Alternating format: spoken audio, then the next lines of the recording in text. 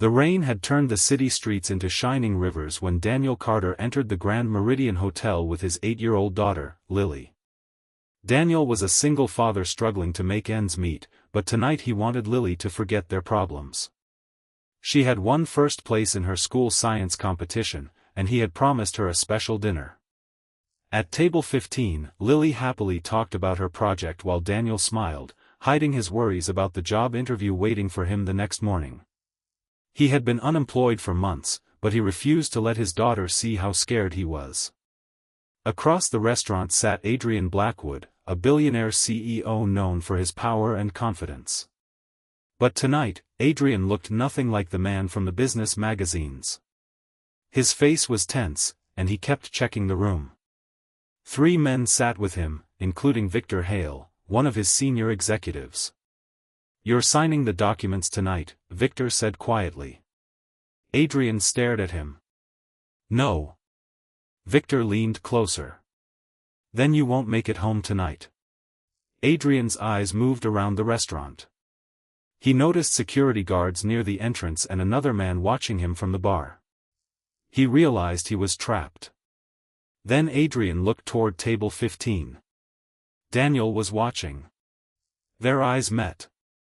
For a moment, Adrian hesitated. Then he grabbed a napkin and quickly wrote 4 words. "Help me." He folded it and quietly handed it to a waiter. A minute later, the waiter placed the napkin beside Daniel's plate. Daniel opened it. His heart stopped. He looked toward Adrian. Adrian gave him the smallest possible nod. Daniel immediately understood that this wasn't a joke. But before he could react, Victor turned and noticed the napkin in Daniel's hand. Daniel calmly folded it and slipped it into his pocket. Lily whispered, "Dad, is something wrong?" Daniel forced a smile. "Everything's okay, sweetheart." Then he quietly told her, "Go to the restroom and stay with the female employee near the entrance. Don't come back until I come for you." Lily looked frightened but trusted her father. Daniel stood and walked toward Adrian's table. As he passed, Adrian whispered, "They want my company. They've already taken control of my accounts. If I refuse to sign, they'll kill me and make it look like suicide." Daniel's expression hardened. "Why me?" "Because you're the only person who noticed." Suddenly, Victor stood.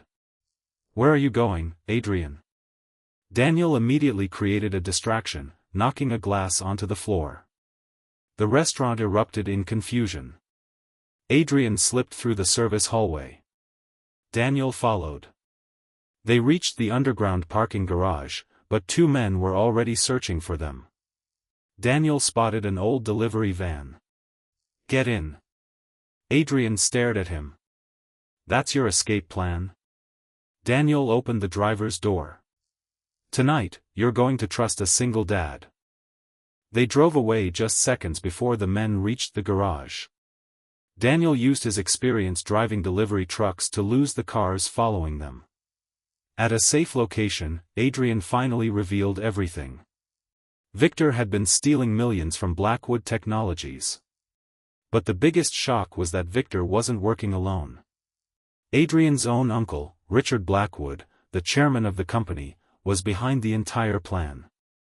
Daniel looked at the evidence. "We need enough proof to destroy them." Adrian nodded.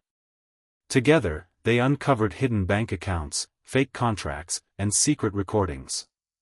Then they found the evidence that could end everything, a recording of Victor ordering Adrian's murder. The next morning, Adrian called an emergency board meeting. Victor arrived smiling. Richard arrived confident. Neither expected Daniel. The doors opened. Daniel walked in carrying a folder. Victor's face went pale. Adrian stood and said, "You wanted my signature. Instead, you're getting arrested." The recording played across the conference room. Victor's threats echoed through the room.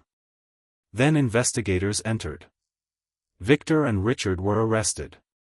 Adrian's company was saved. Afterward, Adrian turned to Daniel. You saved my life. Tell me what you want. Daniel shook his head. Nothing. I helped because you needed help. Adrian smiled. Then let me offer you something you earned. He handed Daniel a job contract for a senior management position at Blackwood Technologies. Daniel stared at it.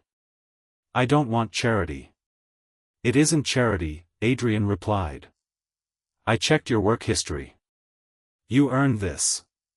Daniel looked at Lily, who was smiling proudly. He accepted. Months later, Daniel had a new career, a secure home, and a future for Lily that he had once thought impossible.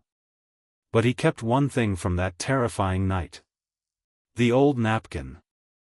The 4 words were still visible. Help me. 1 year later, Daniel and Lily returned to the Grand Meridian Hotel and sat at table 15. Lily smiled. Dad, this is where everything changed. Daniel nodded. Across the restaurant, Adrian raised his glass. Daniel raised his. They both smiled.